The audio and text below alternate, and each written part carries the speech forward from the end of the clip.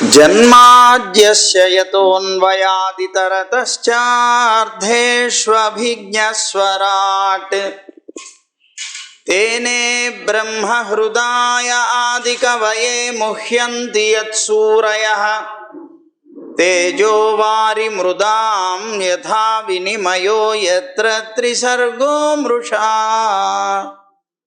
ధామ్నా స్వేన సదా నిరస్తకుహకం సత్యం పరం ధీమహి ధర్మః ప్రోజ్జితకైతవోత్ర పరమో నిర్మత్సరాణాం సతాం వేద్యం వాస్తవమత్ర వస్తు శివతం తాపత్రయోన్మూలనం శ్రీమద్భాగవతే మహామునికృతే కిం వా పరైరీశ్వరః సద్యో హృద్యవరుధ్యతేత్ర కృతిభిః శుశ్రూషుభిస్తక్షణాత్ నారాయణం నమస్కృత్య నరం చైవ నరోత్తమం దేవీం సరస్వతీం వ్యాసం తతో జయముదీరయేత్. యం ప్రవ్రజంతమనుపేతమపేతకృత్యం ద్వైపాయనో విరహకాతరాజుహావ పుత్రేతి తన్మయతయా తరవోభినేదుః తం సర్వభూతహృదయం మునిమానతోస్మి. శ్రీమద్భాగవతం పురాణతిలకం యద్వైష్ణవానాం ధనం యస్మిన్ పారమహంస్యం ఏకమమలం సత్యం జ్ఞానం పరం గీయతే యత్ర జ్ఞాన విరాగ భక్తి నైష్కర్మ్యమావిష్కృతం నిగమకల్పతరోర్గళితం ఫలం శుకముఖాదమృతద్రవ సంయుతం పిబత భాగవతం రసమాలయం ముహురహో రసికా భువి భావుకాః. జ్ఞానానందమయం దేవం నిర్మలస్ఫటికాకృతిం ఆధారం సర్వవిద్యానాం హయగ్రీవముపాస్మహే. శ్రీరంగసింహగిరిదేశికపాదసేవా ప్రాప్తాఖిల ద్రవిడవేదరహస్యజాతం శ్రీగౌతమాన్వయజమాశ్రితభాగధేయం గోపాలదేశికమహం శరణం ప్రపద్యే. సంసారసాగరే మగ్నం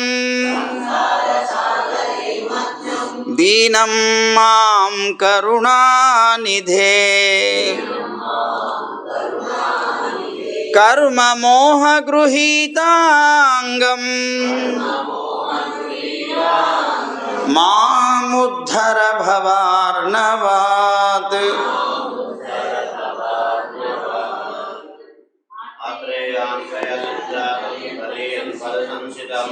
శ్రీరామచంద్రయవినం సేవేహం శిష్యవత్సలం.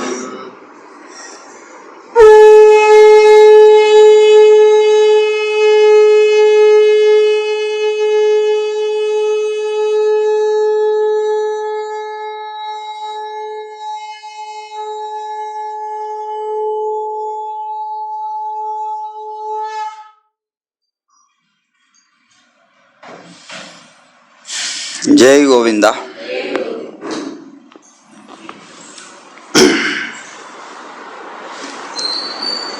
శ్రీరాముని యొక్క చరిత్ర విన్నాం. శ్రీరాముడు పాలించినటువంటి అయోధ్యలో ఎవరైతే దాస్య భావంతో బ్రతికారో, ఆ రాముడికి నమస్కారాదులు ప్రణామాదులు చేస్తూ జీవించారో, ఆ రామచంద్రుడిని స్పృశించి కానీ, లేదా ఆయన్ని దర్శించి కానీ, లేదా ఆయనతో ఒక మిత్రత్వాన్ని చేసి కానీ, మిత్రులుగా కానీ ఆయనతో పాటు కూర్చోవడం లేదా ఆయన్ని అనుసరించడం చేసినటువంటి అయోధ్య వాసులందరూ కూడా భక్తి యోగులైనటువంటి వారు ఏ స్థానాన్ని అయితే పొందుతారో ఆ స్థానాన్ని పొందారట పరమాత్మ రాముడితో పాటుగా కలిసి వెళ్ళి.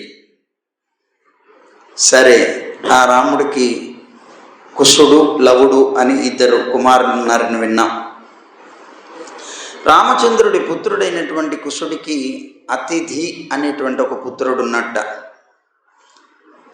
అయితే అతనికి నషధుడు అనేటువంటి అతను సంతానమైతే మళ్ళీ అతనికి నభుడు అని చెప్పబడేటువంటి వాడు సంతానమయ్యాట. ఆ తర్వాత ఆ నభుడికి పుండరీకుడు అని చెప్పబడేటువంటి వాడు అతని సంతానమైతే అతనికి క్షేమధన్వుడు అని చెప్పేటువంటి వాడు సంతానమయ్యాట. అయితే మళ్ళీ ఇతనికి దేవానీకుడు అనేటువంటి వాడు సంతానమయ్యాట. ఆ తర్వాత ఆనీహుడు అనేటువంటి వాడు అతనికి సంతానమై వంశంలో విరాజిల్లట.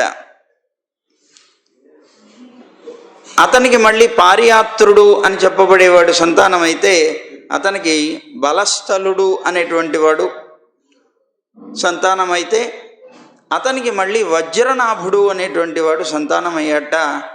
ఇతను సూర్యుడు యొక్క అంశతో పుట్టినటువంటి వాడట. ఇతని పుత్రుడు సగనుడు అని చెప్పబడేటువంటి వాడు.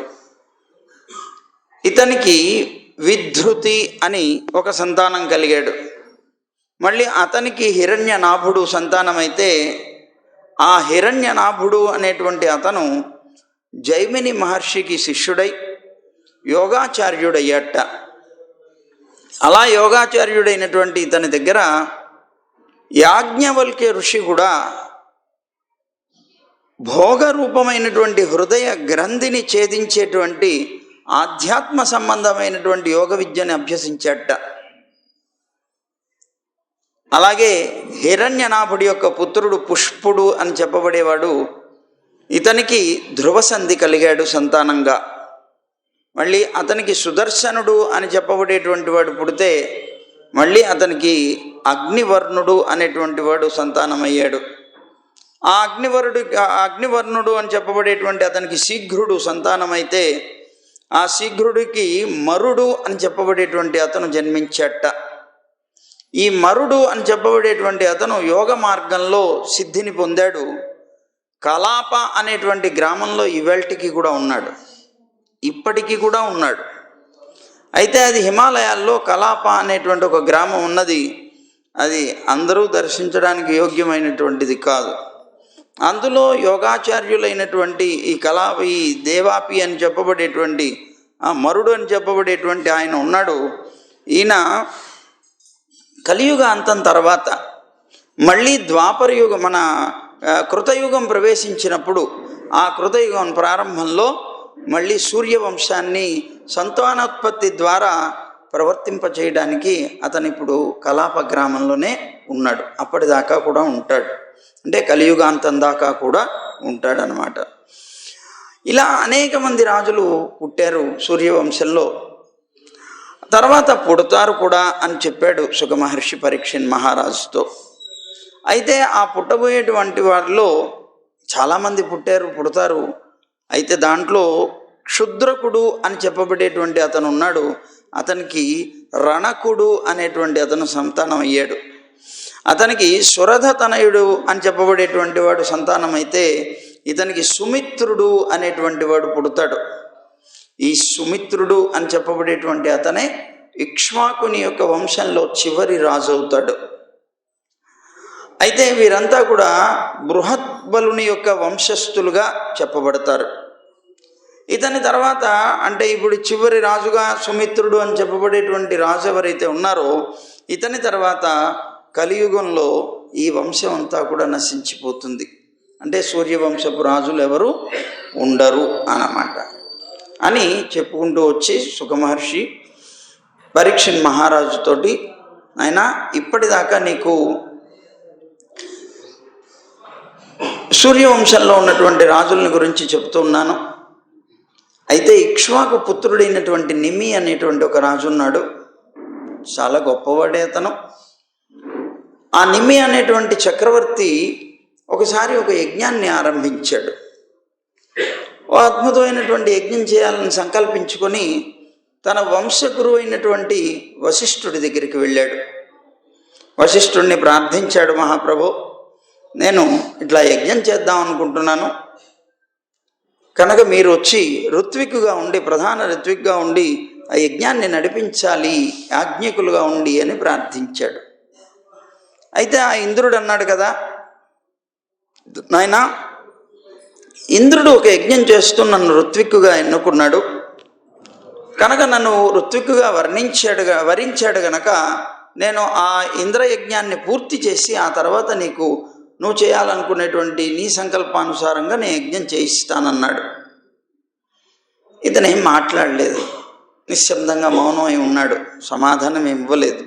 సరే, ఆయన వెళ్ళిపోయాడు. ఆయన ఇంద్రుడికి ఆ యజ్ఞ కార్యక్రమాన్ని నిర్వహించడం కోసం వెళ్ళిపోయాడు. వెళ్ళిపోయిన తర్వాత ఈ నిమి చక్రవర్తి, జీవితం అనేటువంటిది అస్థిరం కదా, మళ్ళీ ఆయన వెళ్ళినటువంటి ఆయన ఎప్పటికి తిరిగి వస్తాడు, ఎప్పటికి చేయాలి, అసలు అవుతుందా అవదా, నా జీవితం అంతకాలంగా నేను ఉండగలనా, ఇవి ఎన్ని ఆలోచన చేసి అస్థిరమైనటువంటి జీవితంలో ఏది కూడా నిలకడగా ఉండదు కనుక నేను యజ్ఞం చేసేయాలి అని అనుకున్నాడు. వశిష్ఠుడు రాలేకపోయినా నేను ఇంకొక ఋత్వికులను ఎవరినైనా పెట్టుకొని చేసేద్దామని చెప్పి ఎవరినో ఋత్వికులుగా పెట్టుకొని ప్రారంభం చేశాడు యజ్ఞాన్ని. యజ్ఞం వైభవంగా జరిగిపోయింది. అయితే ఆ గురువు అయినటువంటి వశిష్ఠుడు ఇంద్రుడి యొక్క యజ్ఞాన్ని పూర్తి చేసేసాడు. యజ్ఞం పూర్తయిపోయిన తర్వాత మళ్ళీ ఇక్కడికి చేరాడు. చేరిన తర్వాత ఈ రాజు దగ్గర యజ్ఞం చేయిద్దాం అనుకుంటే అప్పటికే వార్త తెలిసింది, రాజుగారు చేసేసారు, యజ్ఞం అయిపోయింది అని. చాలా తీవ్రమైనటువంటి కోపం వచ్చింది. నేను నీకు ఉండమని చెప్పాను, నా ఆజ్ఞని ధిక్కరించి నువ్వు యజ్ఞం చేసావు గనక నేను శపిస్తున్నానని శపించాడు అతను. ఏం శపించాడు అతను? నువ్వు చేసినటువంటి అన్యాయం, నువ్వు ఒక పండితాభిమానివి, నేనేదో చాలా గొప్ప తెలివి గలవాడిని అనుకొని నువ్వు చేసినటువంటి దీనివల్ల నీ దేహం పతనం అయిపోతుంది పో అని శపించాడు. అంటే చనిపోతావు అని శపించాడు. సరే, ఈ విషయం నిమి చక్రవర్తికి తెలిసింది. వశిష్ఠుడు తన గురువు తనని ఇట్లా చేశాడు, వంశగురువు అని తెలిసిన తర్వాత వెంటనే నిమి చక్రవర్తి కూడా చాలా తీవ్రమైనటువంటి కోపంతో, అకారణంగా నన్ను శపించావు, నేను నిన్ను అవమానపరచలేదు, నేను నాకుండేటువంటి కాలం గతి ఎలాంటిదో తెలియదు గనక కాలం అనేటువంటిది స్థిరం కాదు అనే ఉద్దేశంతో నేను యజ్ఞం చేస్తే దాన్ని నువ్వు ఇలా తప్పుగా తీసుకొని నన్ను శపించావు అని చెప్పి మళ్ళీ ఇతను శాపం పెట్టాడు అతనికి. నా దేహం పతనం అయిపోతుందన్నావు కనుక నువ్వు కూడా నశించిపోతావు అని శపించాడు. వెంటనే ఎప్పుడైతే గురువుని శపించాడో నిమి చక్రవర్తి, అతని యొక్క శరీరం ఇతని శరీరం రెండు నశించిపోయాయి. ఇద్దరు శరీరాలు వదిలేశారు. అయితే వశిష్ఠ మహర్షి మాత్రం శరీరాన్ని వదిలేసిన తర్వాత తన శరీరం నుంచి మళ్ళీ అక్కడి నుంచి వెళ్ళిపోయి మిత్రావరుణులు అని చెప్పబడేటువంటి వాళ్ళు ఉన్నారు, వాళ్ళ ద్వారా ఊర్వశికి జన్మించాడు. మళ్ళీ ఊర్వశికి జన్మించి తన శరీరాన్ని పొందాడు. అయితే యజ్ఞం చేస్తున్నటువంటి నిమి శరీరం పోయింది అతనికి. మళ్ళీ ఆ ఉన్నటువంటి శరీరాన్ని వెంటనే వీళ్ళందరూ కూడా నూనె భాండంలో పెట్టారు. మునిశ్రేష్ఠులైనటువంటి వారు అతను సంకల్పించాడు గనక యజ్ఞం పూర్తి చేయాలనేటువంటి ఉద్దేశంతో ఆ యజ్ఞాన్ని పూర్తి చేశారు. సత్రయాగం పూర్తయింది. ఆ తర్వాత అక్కడికి దేవతలందరూ వచ్చారు హవిస్సులు తీసుకోవడానికి. ఆ దేవతలందరితో వీళ్ళు అన్నారు, ఋత్వికులు, మీరు సంతుష్టులు సమర్థులు గనక అయినట్లయితే, ఈ యజ్ఞానికి ఆనందించిన వాళ్ళు కనుక అయినట్లయితే, మీకు నిజంగా సమర్థత అనేది ఉంటే, లేకపోతే ఏమో కానీ ఉంటే మాత్రం ఆ సమర్థతను ఉపయోగించి ఈ రాజుగారిని బ్రతికించండి అన్నారు. నిమి చక్రవర్తి చనిపోయాడు కనుక అతని యొక్క యజ్ఞం చేసిన వాడు అతనిచ్చినటువంటిదే మీకు ఇవన్నీ కూడా కనుక మీరు అతనికి ఏదైనా అనుగ్రహంతో అతన్ని బ్రతికిస్తే చాలా సంతోషిస్తామన్నారు ఋత్విక్కులు. సరే, దేవతలు అంగీకరించారు. తప్పనిసరిగా అతను మంచివాడు, యజ్ఞయాగాదులు చేసి దేవతల్ని ఆదరిస్తున్నటువంటి వాడు కనుక తప్పనిసరిగా అతనికి దేహాన్ని ఇస్తామన్నారు. ఎప్పుడైతే అతన్ని బ్రతికిస్తా ఉన్నారో వెంటనే నిమి చక్రవర్తి అన్నాడు, అక్కడే అదృశ్యంగా ఉన్నటువంటి తాను, శరీరం లేకుండా ఉన్నటువంటి తాను, నాకు దేహబంధం వద్దన్నాడు. దేహ సంబంధం నాకు అవసరం లేదన్నాడు. ఈ దేహ సంబంధంలో సంసారంలో పడి అనేక రకాలైనటువంటి దుఃఖాలకి ఆలవాలమైనటువంటి దీనికన్నా భగవంతుని యొక్క సేవే నాకు మిన్న అన్నాడు. కనుక నాకు ఈ శరీరంతో సంబంధం లేదు, నాకు అవసరం లేదు. ఇది నీటిలో పడితే చేపలకి లేకపోతే బయట ఉండే కుక్కలకి నక్కలకి ఆహారం అయ్యేటువంటి ఈ శరీరం మీద నాకు వ్యామోహం ఎందుకు, అవసరం లేదన్నాడు. మరి ఎలాంటి శరీరం పొందినా దేహదారి అయినటువంటి వాడికి మరణం తప్పదు కదా. నేను పొంది మాత్రం ఎంతకాలం ఉంటాను అని అంటూ ఉంటే దేవతలు కొద్దిగా సందిగ్ధంలో పడ్డారు. అటు ఋషులేమో అడుగుతున్నారు, ఇటు నిమి చక్రవర్తి ఏమో వద్దంటున్నాడు. శరీరం ఇమ్మని వాళ్ళు, శరీరం వద్దని వీణ, ఇద్దరికి మధ్యస్థంగా ఏదైనా చేయాలి అనేటువంటి భావం కలిగింది దేవతలకి. అప్పుడు అన్నారు కదా, నైనా ఇతనికి భగవత్ పార్షద శరీరం వస్తుంది. భగవత్ పార్షద శరీరంతో ఉండి శరీరులైనటువంటి వాళ్ళు ఎవరికైతే శరీరం ఉన్నదో వాళ్ళు తప్పనిసరిగా కన్నులు తెరవడం మూయటం అనేటువంటిది, రెప్ప వాల్చడం తెరవడం అనేటువంటిది ఉంటాయి. కనుక ఎప్పుడైతే ఆ కళ్ళు మూస్తూ తెరుస్తూ ఉన్నారో ఆ సమయంలో ఇతను అందరికీ కనిపిస్తూ స్వేచ్ఛగా నివసిస్తాడన్నాడు దేవపార్షద శరీరంతో. అదేనా మీకు కళ్ళు రెప్పలు వేసి తీస్తున్నప్పుడు మీకు ఏదో ఒక ఆకారం కనిపిస్తున్నట్లుగా ఉంటుంది ఎప్పుడైనా, అలా చూచాయగా.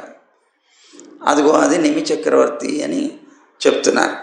కనుక వెంటనే ఆ విధంగా వరాన్ని ఇచ్చారు, స్వేచ్ఛగా అతను తిరుగుతాడు అని చెప్పి వరం ఇచ్చేసారు. అయిపోయిన తర్వాత ఇంకా ఋషులందరూ కూడా ఇతని శరీరం ఉన్నది, ఇతని శరీరం ఏదైతే ఉన్నదో మరి ఆ వంశానికి తర్వాత కావలసినటువంటి వాడు, రాజు కావలసిన వాడు కావాలి, యోగ్యుడైనటువంటి వాడు కావాలి, వాడిని ఎలా తేవాలి? అప్పుడు ఆలోచన చేసి ఇదిగో ఈయన యొక్క శరీరం ఏదైతే ఉన్నదో నిమి చక్రవర్తి యొక్క శరీరం, దీన్ని మధించారు వాళ్ళు. ఆ మధించడం వల్ల శరీరం నుంచి ఒక పుత్రుడు పుట్టాడు, కుమారుడు పుట్టాడు. అతను అసాధారణమైనటువంటి రీతిలో పుట్టాడు గనక ఇతనికి జనకుడు అని పేరు వచ్చింది. అయితే మధించడం వల్ల పుట్టాడు గనక ఇతన్ని మిథిలుడు అని అన్నారు. అయితే ఈ విధంగా ఆ మిథిలుడు అని చెప్పబడేటువంటి జనకుడు అని పేరు కలిగినటువంటి ఇతని చేత నిర్మించబడినటువంటిది రాజ్యం ఏదైతే ఉన్నదో అదే మిథిలా రాజ్యం అయింది. మిథిలా నగరం అని పేరు వచ్చింది దానికి, అలా ప్రసిద్ధికి ఎక్కింది. అయితే ఇతనికి ఉదావసువు అనేటువంటి అతను జన్మించాడు. అతనికి నందివర్ధనుడు అనేటువంటి వాడు సంతానమయ్యాడు. ఇలా అనేక మంది రాజులు పుట్టారు. ఆ తర్వాత హ్రస్వరోముడు అనేటువంటి రాజు ఉన్నాడు. ఆ రాజుకి ఆ జనక వంశంలో క్షీరధ్వజుడు అనేటువంటి ఒక రాజు జన్మించాడు. ఆ క్షీరధ్వజుడు అనేటువంటి అతను ఒకసారి యజ్ఞం చేద్దామని ఆలోచన చేసి ఆ యజ్ఞం కోసం అని భూమిని దున్నుతూ ఉంటే అతని యొక్క నాగలి యొక్క అగ్రభాగానికి ఒక పెట్టె తగిలింది. అది తెరిచి చూస్తే ఇప్పుడు మనం అనుకుంటున్న సీతమ్మ దొరికింది. రాముడి యొక్క పత్ని అయింది ఆమె. ఆ సీతమ్మ భూమిలో ఆ పెట్టెలో దొరికినప్పుడు తీసుకొని అతను అల్లారు ముద్దగా పెంచాడు. అప్పటి నుంచి అతను క్షీరధ్వజుడు అని పేరు పెట్టుకున్నాడు, పిలువబడ్డాడు అందరి చేత. అయితే ఈ విధంగా ఆ తర్వాత కూడా అనేక మంది రాజులు ఈ జనక వంశంలో పుట్టుకుంటూ వచ్చారు. ఆత్మతత్వవేత్తలయ్యే ఉండేవారు అందరూ కూడా. జనక వంశంలో అందరూ కూడాను మంచి వేదాంతులైనటువంటి వాళ్ళు ఉండేవారు. రాజులందరూ వాళ్ళు ఇళ్లల్లో ఉండే సుఖదుఖాది ద్వంద్వాల నుంచి విముక్తులై ఉండేవారు. అందుకే ఆస్తిక జనకాదయ అని భగవద్గీతలో చెప్తాడు. కర్మయోగాన్ని చెప్తున్నప్పుడు ఈ కర్మయోగం చక్కగా ఆచరించినటువంటి వాళ్ళు ఎవరైనా ఉన్నారంటే ఆస్తికులైనటువంటి జనకాదులు అంటాడు కృష్ణుడు కూడా భగవద్గీత. అంటే జనకాదులు ఇదిగో ఈ జనకుడు మొదలైనటువంటి ఆ వంశంలో ఉన్న అందరికీ జనకుడు అని పేరు వచ్చింది. వాళ్ళ పేరున్నా కూడా ఆ వంశంలో ఎవరు పుట్టినా వాళ్ళని జనకుడు అని అంటారు. అలా వచ్చినటువంటి ఈ జనక వంశంలో పుట్టే ప్రతి వాళ్ళు కూడా, జనకుడు ఎలాంటి వాడు అంటే అతను రాజ్యాన్ని పరిపాలిస్తున్నాడు. రాజ్యాన్ని పరిపాలిస్తున్న రోజుల్లో ఒకసారి ఎవరో మంత్రి వచ్చి పరిగెట్టుకుంటూ, అయ్యా అయ్యా మనకి దక్షిణ భాగంలో ఉన్నటువంటి ప్రాంతం అంతా కూడా తగలబడిపోతుంది అన్నాడు. వెంటనే ఇతను మరి ఏ విధమైనటువంటి బెంగ చీకు చింత లేదు, నమస్కరించి కృష్ణార్పణమస్తు అన్నాడు. అంటే నాదేదో పోతుంది అనేటువంటి బెంగ లేదు, ఇది నాది కాదు. పరిపూర్ణమైనటువంటి వేదాంత తత్వంతో జీవనం సాగించేవారట వారందరూ. దేని మీదను మోహం అనేటువంటిది ఉండేది కాదట. అలా ఉండేటువంటి ఆత్మతత్వజ్ఞానులై ఉన్నటువంటి వాళ్ళు సుఖదుఖాది ద్వంద్వాల నుంచి విముక్తులయ్యారయా.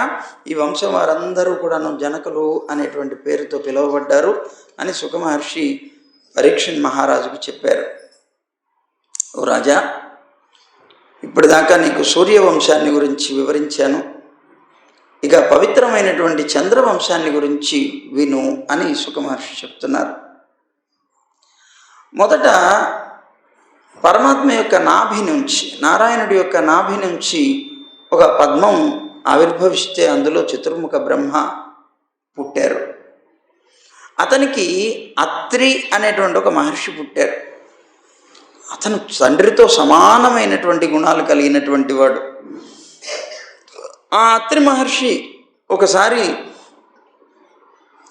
భగవన్ సంబంధమైనటువంటి ధ్యానం చేస్తూ ఉన్నప్పుడు అతని కంటిలో నుంచి జారినటువంటి ఒక ఆనంద అశ్రువు ఏదైతే ఉన్నదో, ఆ ఆనందపు అశ్రువుల నుంచి అమృతమయుడైనటువంటి సోముడు పుట్టాడు, అంటే చంద్రుడు పుట్టాడు.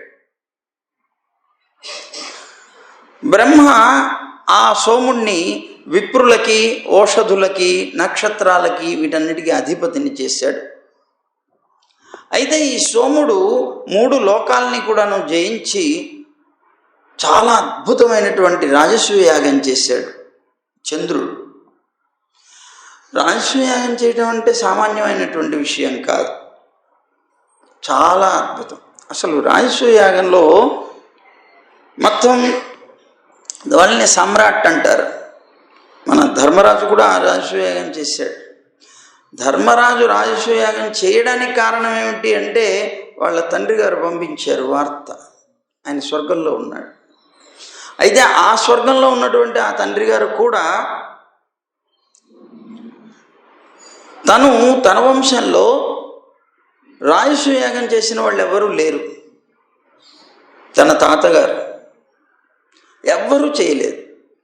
దానివల్ల రాజసూయ యాగం చేస్తే తప్ప ఇంద్రుడితో పాటుగా స్వర్గంలో ఉండడం అనేది సంభవం కాదు. ఇప్పుడు యుద్ధం ఉంటుంది, యుద్ధంలో యుద్ధభూమిలో చాలామంది చనిపోతారు. ఈ చనిపోయేటువంటి వాళ్ళందరూ స్వర్గంలో వీరస్వర్గాన్ని పొందారు అంటారు. ఆ వీరస్వర్గం అనేటువంటిది ఇంద్రుడు ఉండేటువంటి స్వర్గం కాదు. ఈ స్వర్గం కూడా నరకంలో ఒక భాగం ఉన్నది. నరకంలో ఒక స్వర్గం ఉంటుంది. అంటే నరకం అంటే దుఃఖాలకి ఆలవాలమైనది.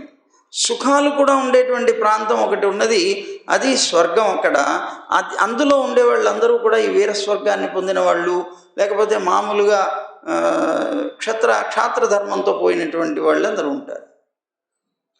వీళ్ళు అందులో ఉన్నారు. ఇంద్రుడితో పాటు సుఖభోగాలు అనుభవించేటువంటి ఆ స్వర్గంలో లేకపోవడం వీరికి చిన్నతనంగా అనిపించింది. అది అక్కడ ఉండాలి అంటే రాజసూయాగం చేయాలి, సమ్రాట్గా ఉండగలగాలి. రాజసూయాగం చేయకపోతే సాధ్యం కాదు కనుక ఆ వంశకర్త పంపించాడు కబురు, నారదుడితో పంపించాడు. వెళ్ళి ధర్మరాజును చేయమనవయ్యా, రాజసూయాగం చేయమను, అతని యొక్క పితరులైనటువంటి వాళ్ళందరూ స్వర్గాన్ని పొందుతారు అని. అప్పుడు నారదుడు వచ్చి చెప్తాడు, రాజసూయాగం చేస్తాడు కృష్ణుడి యొక్క సహాయంతో ధర్మరాజు.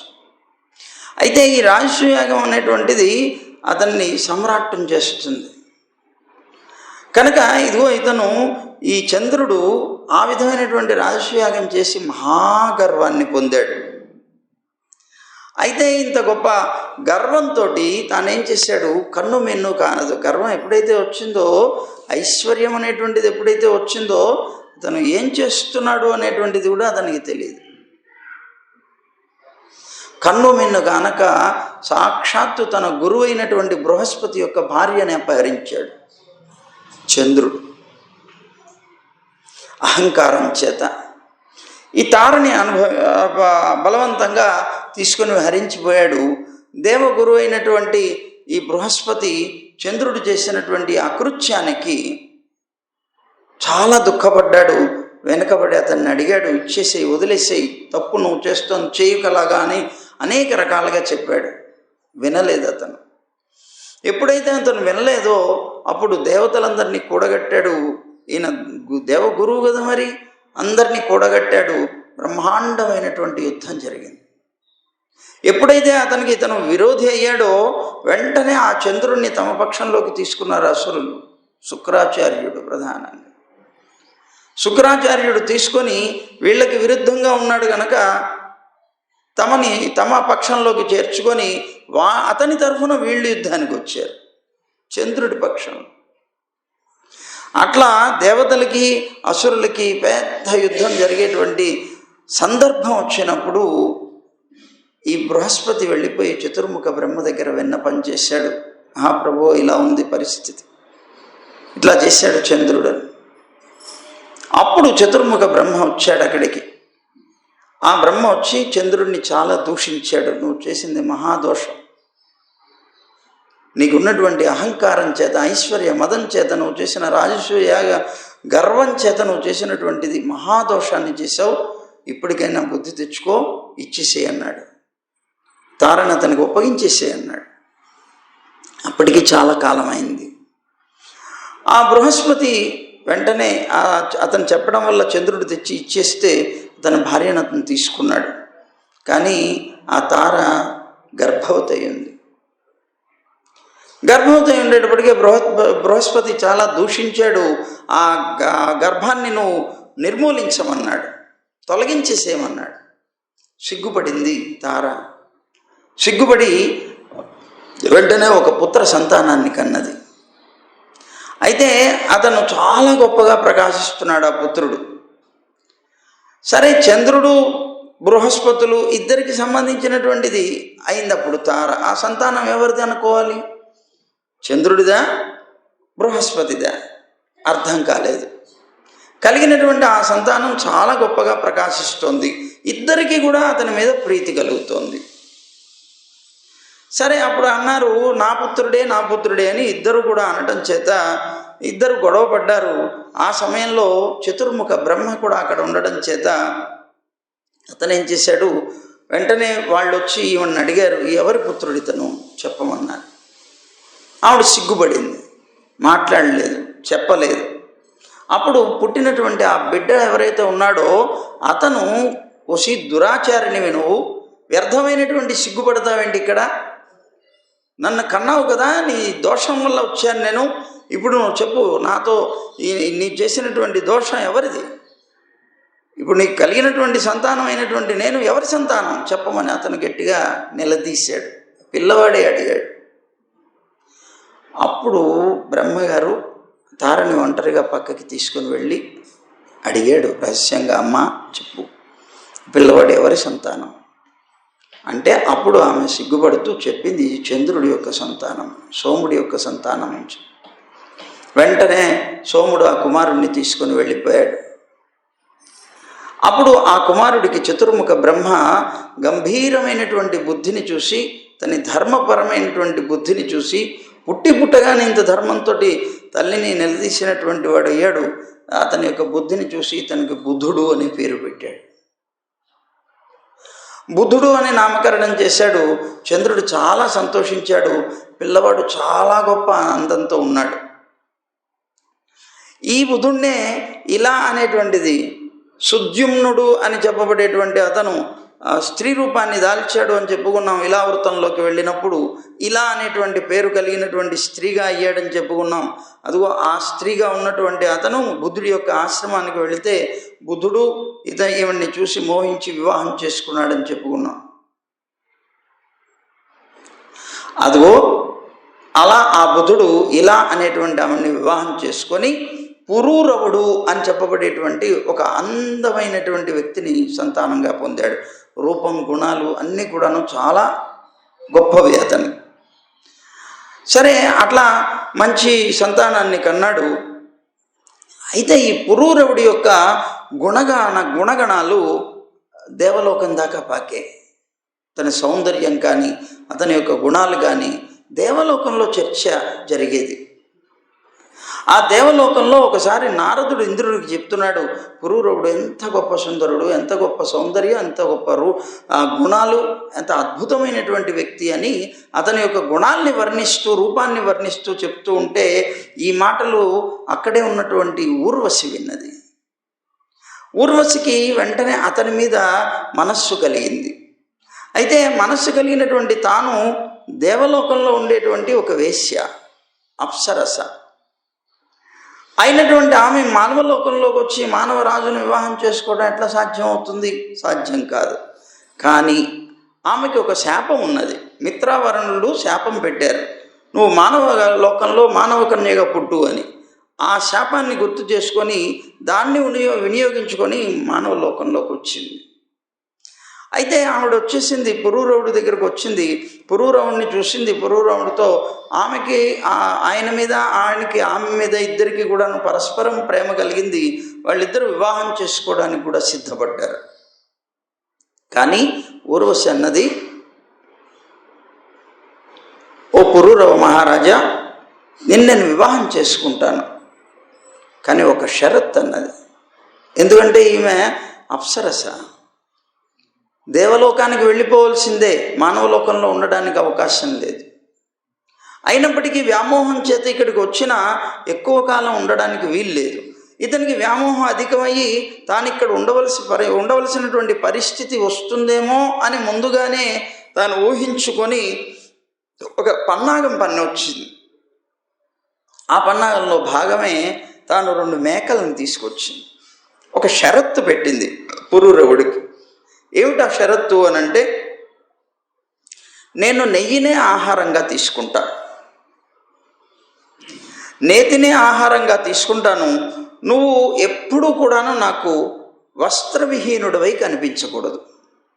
నువ్వు ఎప్పుడైనా అలా కనిపించావు అంటే వెంటనే నేను అదృశ్యమైపోతాను, నేను వెళ్ళిపోతాను నీ నుంచి, నాకు నీకు సంబంధం ఉండదన్న. సరే అన్నాడు తాను. అయితే నేను తెచ్చుకున్నటువంటి నా మేకలు ఉన్నాయి 2, ఇవంటే నాకు మహాప్రాణం కనుక వీటిని చాలా జాగ్రత్తగా, ఏ విధమైనటువంటి నష్టము కష్టం వీటికి కలగకుండా నువ్వు కాపాడాలన్నది. సరే అన్నాడు, అంగీకరించాడు. ఆ మేకల్ని చాలా జాగ్రత్తగా చూస్తున్నాడు. ఆమె నెయ్యి మాత్రమే ఆహారంగా తీసుకొని ఉంటుంది. ఇదిగో ఈ పురూరవుడు కూడా ఆమెతో జీవనం సాగిస్తున్నాడు. ఇలా ఉంటూ ఉండగా చాలా కాలం విహరించాడు. కొంతకాలానికి ఇంద్రసభలో ఊర్వశి కనిపించలేదు.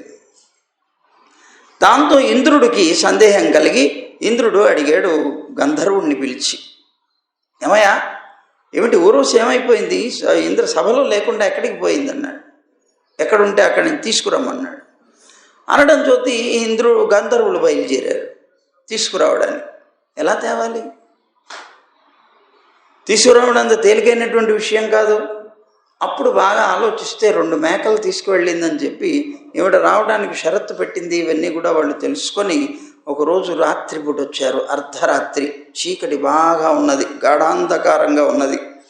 ఆ సమయంలో తన భార్యతో అంటే ఊర్వశితోటి ఉన్నాడు పురూరవుడు.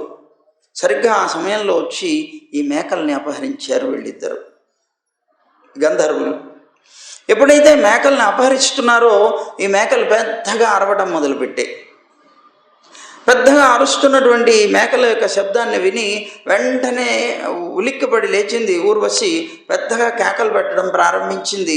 అయ్యో, నేను ఎంత మోసపోయాను, ఇలాంటి అసమర్థుడైనటువంటి వాడిని నేను భర్తగా పొందాను, నాకున్నటువంటి నా ప్రియమైనటువంటి నా మేకల్ని నేను కాపాడుకోలేకపోయాను అంటూ అతన్ని పరుషమైనటువంటి మాటలతో నిందించింది.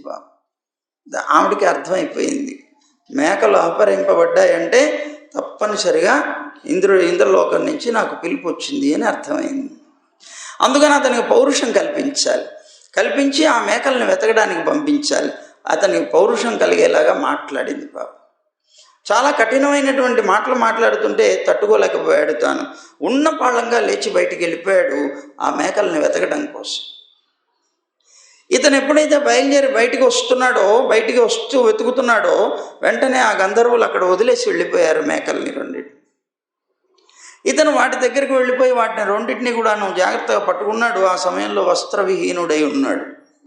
సరిగ్గా ఆ 2 మేకల్ని తీసుకొని లోపలికి ప్రవేశిస్తున్న సమయంలో వీళ్ళిద్దరూ వాళ్ళ యొక్క శక్తి చేత అక్కడ ఒక అద్భుతమైనటువంటి కాంతిని పుట్టించారు. అంధకారంగా ఉన్నటువంటి ఆ ప్రదేశంలో అద్భుతమైనటువంటి కాంతిని పుట్టించారు ఈ గంధర్వులిద్దరూ కూడా. ఎప్పుడైతే కాంతి వచ్చిందో ఆ ఊర్వశికి తను వస్త్రవిహీనుడై ఉన్నట్లు కనిపించింది. వెంటనే అదృశ్యమైపోయాయి. సరే ఇంకా పిచ్చివాడైపోయాడు పురూరవుడు. అయిపోయి విపరీతంగా దుఃఖిస్తున్నాడు. గొడవ పెడుతున్నాడు. చాలా భయంకరమైనటువంటి దుఃఖాన్ని పొందుతున్నాడు. అలా ఉన్నటువంటి అతను నేను ఎంత దుర్మార్గుణ్ణి అనుకున్నాడు, చెప్పినటువంటి నియమాన్ని నేను పాటించలేదనుకున్నాడు. ఇలా అనేక రకాలుగా భావించి బాధపడ్డాడు పురూరవుడు. అంతా వెతికాడు ఆమెడి కోసం అని. వనాలు అన్నిట్లో వెళ్ళాడు. చివరికి సరస్వతి నదీ తీరంలోకి వెళ్ళాడు. అక్కడ కురుక్షేత్రం ఏదైతే ఉన్నదో ఆ ప్రాంతంలో వెతుకుతూ ఉన్నప్పుడు అక్కడ కనిపించింది ఊర్వశి. అప్పుడు నువ్వు లేకపోతే నేను బ్రతకలేనన్నాడు. ఈ క్షణంలో నువ్వు కనుక నాతో ఉండకపోతే నేను నా ప్రాణాన్ని వదిలేస్తానన్నాడు. అయితే అతను చనిపోవడం ఆవిడ ఉద్దేశం కాదు కనుక తనని తాను నిందించుకుంటూ స్త్రీలని తాను నిందిస్తూ అతనికి మనస్సుకి ఊరట కలిగించే ప్రయత్నం చేసింది. ఆ నిందలో ఏమన్నది తాను, నువ్వు పురుషుడు అయ్యా, ధైర్యాన్ని కోల్పోయి ప్రాణాలు విడిచే పని ఇప్పుడు చేయకు. నువ్వు స్త్రీల హృదయాలు ఉన్నాయే తోడేళ్ల లాంటివి. అందుకని వాళ్ళకి అసలు ఎప్పుడు ఎక్కడా కూడాను సఖ్యత అనేటువంటిది ఉండదు. స్త్రీలు నిర్దయులయ్యా, అలాగే కుటిలమైనటువంటి స్వభావం కలిగినటువంటి వారు. వాళ్ళు ఒక చిన్న సామాన్యమైనటువంటి దోషాన్ని కూడా సహించలేనటువంటి వాళ్ళుగా ప్రవర్తిస్తారు. తమ యొక్క సుఖం మాత్రమే ప్రధానం అనుకుంటారు. ఆ సుఖం కోసం అని అధర్మాన్ని ఆచరించడానికి కూడా సిద్ధపడతారు, భయపడరు వాళ్ళు. అందువల్ల చిన్న గొడవలకే వాళ్ళు నమ్మదగినటువంటి సోదరులని లేదా భర్తని వీళ్ళందరినీ కూడా చంపడానికి కూడా వెనకాడరయ్యా. స్వేచ్ఛాచారులైనటువంటి కులటలు ఉన్నారే వాళ్ళు స్నేహాన్ని విడిచినటువంటి స్త్రీలు. ఆజ్ఞులపై దొంగ ప్రేమల్ని నటించి నిత్యమైనటువంటి కొత్త కొత్త పురుషులతోటి తిరిగేటువంటి జీవనాన్ని గడుపుతారు అంటూ ఇలాగా, అంటే తన గురించి తాను చెప్తూ ఇప్పుడు వెళ్ళిపోవాలి కదా, అతన్ని విడిచి వెళ్ళిపోవలసినటువంటి తాను అతనికి ఉండేటువంటి ప్రేమని భంగపరచాలి, నాశనం చేయాలి. లేకపోతే అతని యొక్క ప్రేమతోటి అతను వెళ్ళనివ్వకపోతే తాను వెళ్ళవలసినటువంటి స్వర్గానికి తాను వెళ్ళలేని పరిస్థితి వస్తుంది. అతనికి స్త్రీల మీద ఒక విరుద్ధమైనటువంటి భావన కలిగించాలి. అందుకోసం తాను ఇలాగా అనేకమైనటువంటి మాటలు వ్యతిరేకంగా మాట్లాడి నువ్వు మాత్రం ఎటువంటి పరిస్థితుల్లో మనస్సుని బలహీనపరచుకొని జీవనం సాగేకు, నువ్వు పురుషుడివి అని హెచ్చరికిచ్చి, నేను సంవత్సరానికి ఒకరోజు నీతో ఈ లోకంలోకి వచ్చి జీవిస్తాను. అలా వచ్చినప్పుడే నీకు అనేక మంది సంతానం కూడా కలిగేలాగా చేస్తాను. అయితే నువ్వు ఇప్పుడు వెళ్ళిపోమన్నది. కానీ ఇతను ఇంతకు పూర్వం వెతుకుతూ ఉన్నప్పుడు మొట్టమొదట కనిపించినప్పుడు ఊర్వశి అన్నది కదా,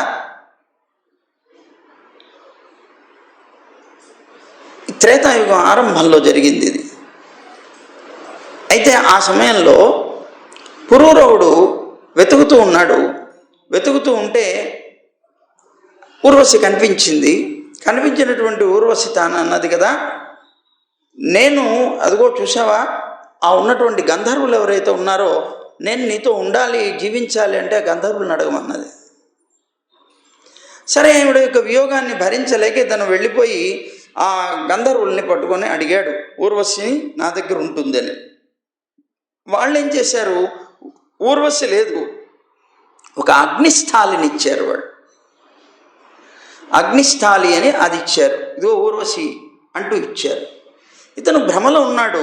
అదిగో ఊర్వశి వచ్చింది అనుకొని తీసుకొని వెళ్ళిపోయాడు ఊర్వశి అనుకుంటూ.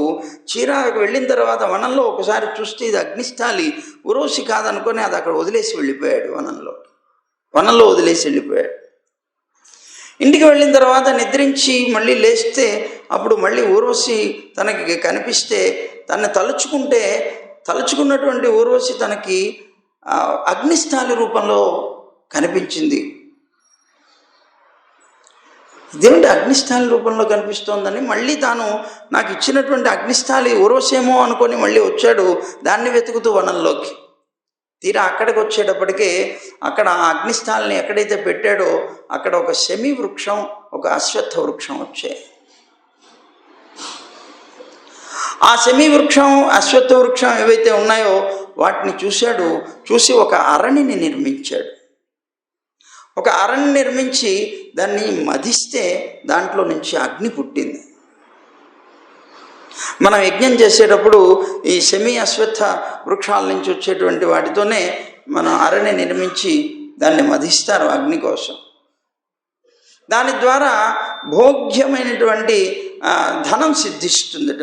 అది సౌక్రమని, సావిత్రమని, యాజ్ఞికం అనేటువంటి 3 రకాలైనటువంటి ఈ అగ్ని దాని నుంచి పుడుతుందట. అయితే ఈ త్రేతాయుగ ఆరంభంలో ఈ పురూరవుడి వల్లనే ఈ కర్మకాండ సంబంధమైనటువంటి వేదత్రయం ఆవిర్భవించింది అన్నారు. అంటే ఈ విధమైనటువంటి యజ్ఞ సంబంధమైనటువంటి మంత్రాలు, తత్సంబంధమైనటువంటి అగ్నిస్థాలి వల్ల, ఈ అరణి సంబంధమైనటువంటివన్నీ అతని వల్ల కలిగాయి అన్నారు. అగ్నిని తన పుత్రుడిగా పొందాడు అతను పురూరవుడు. అతని ద్వారా మళ్ళీ గంధర్వలోకానికి వెళ్ళాడు. తన పుత్రుడు మరి ఇప్పుడు ఆ అరణ్యం మధిస్తే వచ్చినటువంటి అగ్ని తన సంతానం అయ్యాడు. తన సంతానమైనటువంటి అతని ద్వారా, అగ్ని ద్వారా మళ్ళీ తాను గంధర్వలోకానికి వెళ్ళి ఊర్వశిని పొందాడు అని చెప్పి ఆయన యొక్క చరిత్రని చెప్పారు.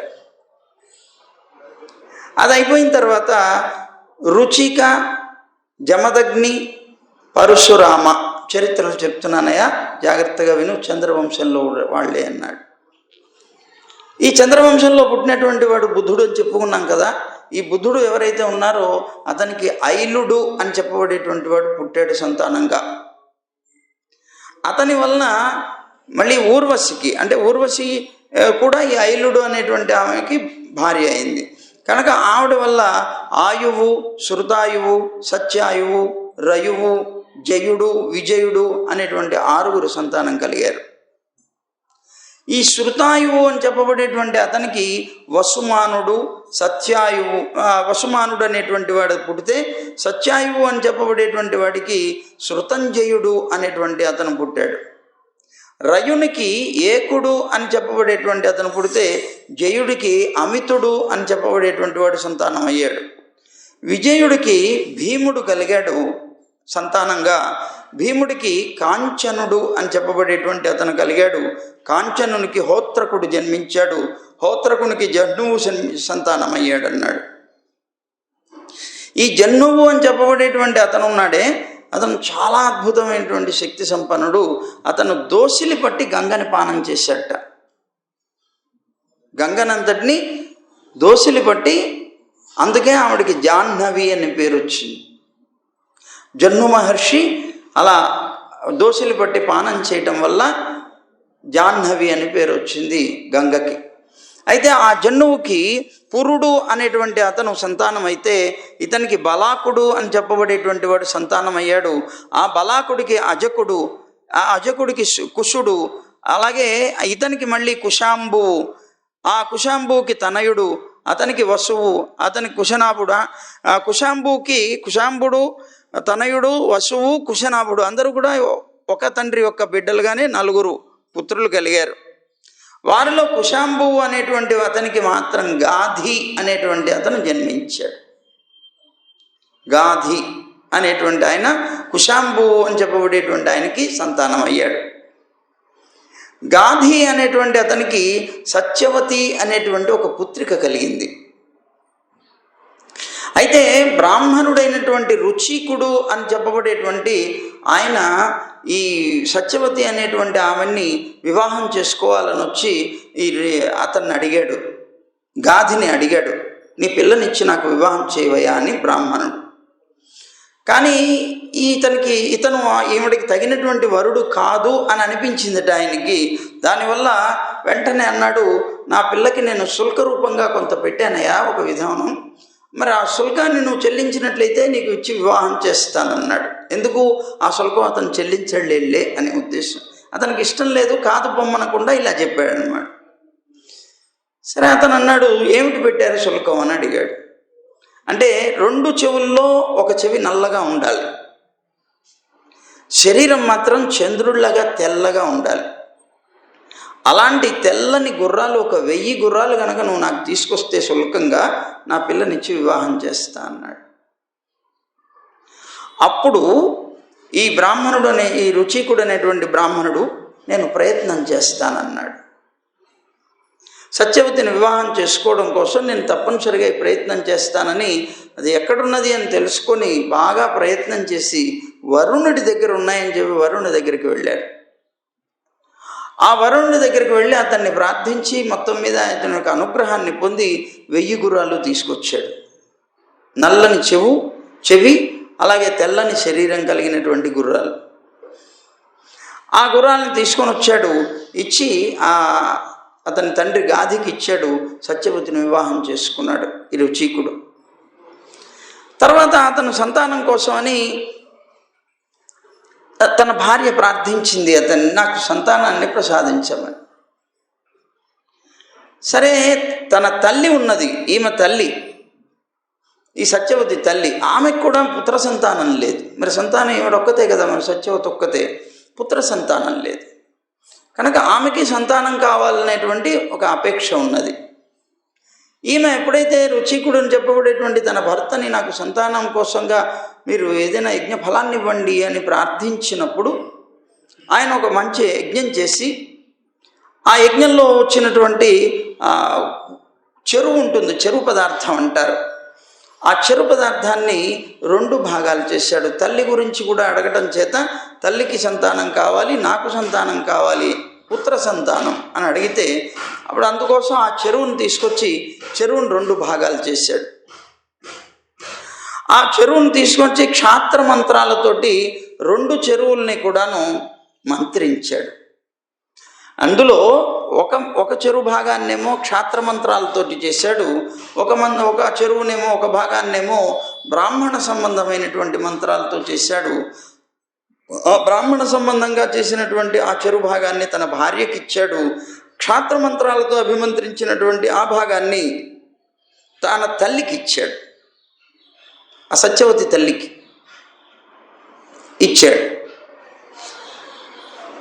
సరే ఈ సత్యవతి తల్లి ఏమనుకున్నది, నాకు అతను భాగం ఇచ్చాడు, కానీ ఎవరికైనా భార్య మీద ఎక్కువ ప్రేమ ఉంటుంది కదా,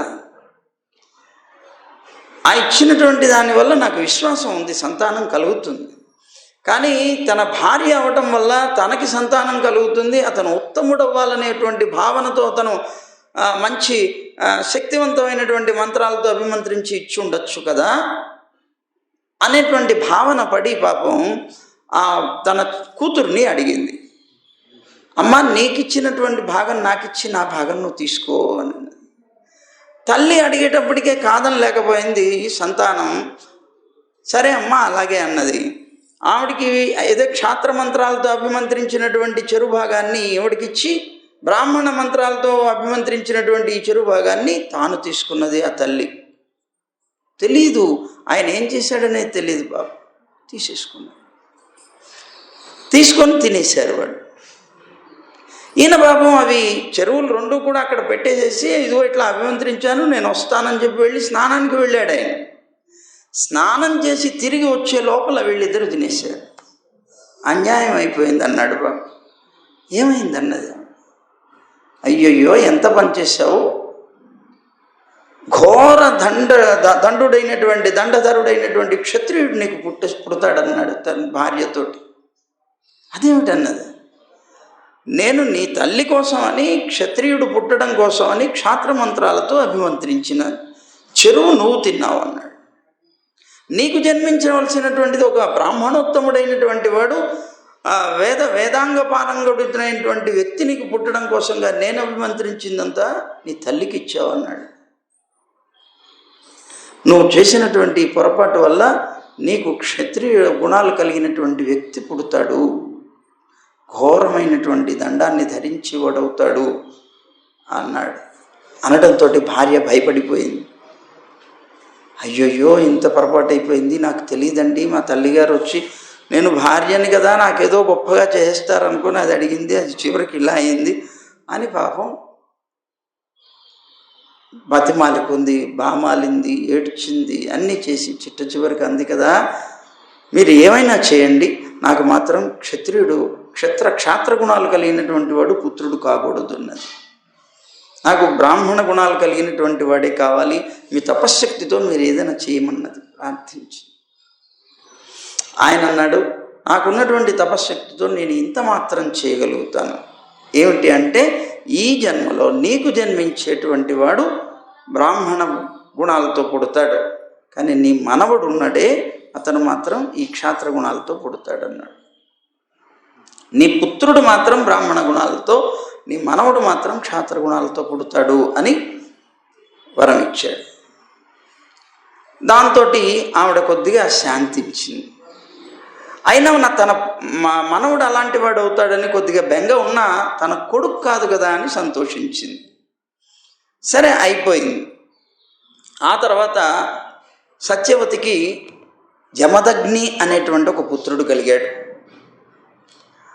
సరే, ఈవిడ ఈ సత్యవతి తర్వాత చాలా పుణ్యవతి, చాలా మంచి ఇదైనటువంటి వ్యక్తి. ఈవిడ ఒక నది అయింది.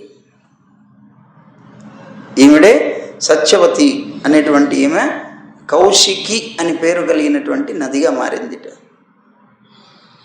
కౌశికి అని పేరు. సరే, సత్యవతి యొక్క పుత్రుడైనటువంటి జమదగ్ని రేణువు అని చెప్పబడేటువంటి ఒక మహర్షి యొక్క పుత్రిక అయినటువంటి రేణుక అనేటువంటి ఆవిడ్ని వివాహం చేసుకున్నాడు. వివాహం చేసుకున్న తర్వాత ఏం జరిగింది రేపు చెప్పుకుంటాం. సర్వం శ్రీకృష్ణార్పణమస్తు.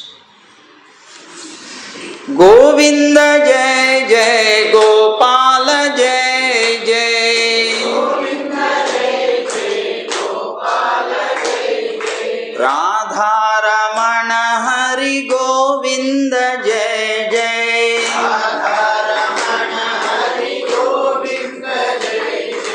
గోవింద జయ జయ గోపాల జయ జయ,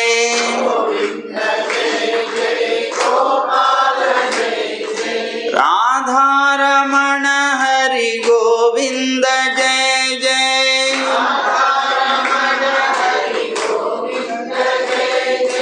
గోదారమణ హరి గోపాల జయ జయ,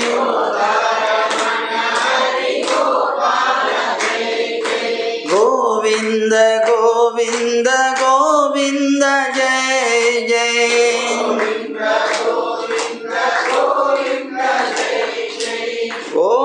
గోవర్ధనోద్ధార గోవింద జయ జయ,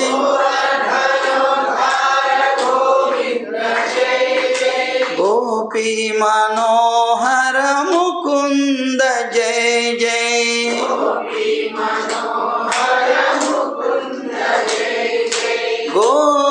గోవర్ధనోద్ధార గోవింద జయ జయ,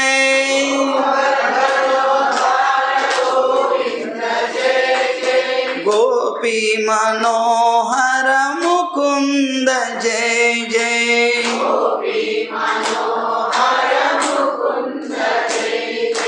గోవింద జయ జయ గోపాల జయ జయ,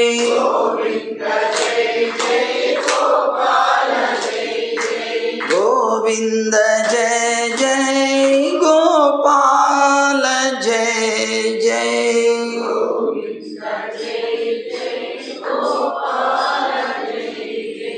జై గోవింద, జై జై గోవింద, జై జై జై గోవింద,